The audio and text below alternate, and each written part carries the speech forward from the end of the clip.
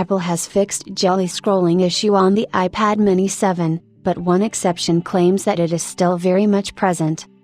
Apple announced the iPad mini 7 a week or so ago, and yesterday, reviews went live for the device. The iPad mini 7 upgrade is quite significant, considering the chipset and its ability to handle Apple Intelligence features. With the previous generation iPad mini, a slew of users reported that the device experienced a jelly scrolling issue, where one side of the display would refresh slightly faster than the other. Well, it appears that the company has fixed jelly scrolling with the iPad mini 7 launch, sort of. Apple has fixed the jelly scrolling issue with the iPad mini 7, but there is one exception. We have seen dozens of reviews of the iPad mini 7, and most of them state that Apple has fixed the jelly scrolling issue on the device. Some also suggested that the issue still persists, but it is far less noticeable this time around.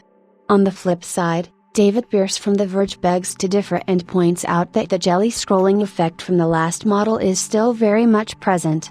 In a post on Thread, Pierce claims, "I'm sitting here scrolling on both the 2021 and 2024 mini. And if you forced me to pick which one is better, I'd say the 2024 wiggles less. But it still wiggles." As mentioned, many reviewers state that Apple has fixed the jelly scrolling issue with the iPad mini 7 as it made some display hardware changes to minimize the impact. In this regard, Jason Snell from 6 Colors wrote, "It's my understanding that the new model's display circuitry is different from the old model, and I couldn't detect any jelly scrolling in my use. It doesn't mean it's for sure gone, and I'm looking forward to eagle-eyed jelly scrolling experts reporting back with their results, but I sure couldn't see it, even when I recorded myself scrolling at a high frame rate and played it back frame by frame."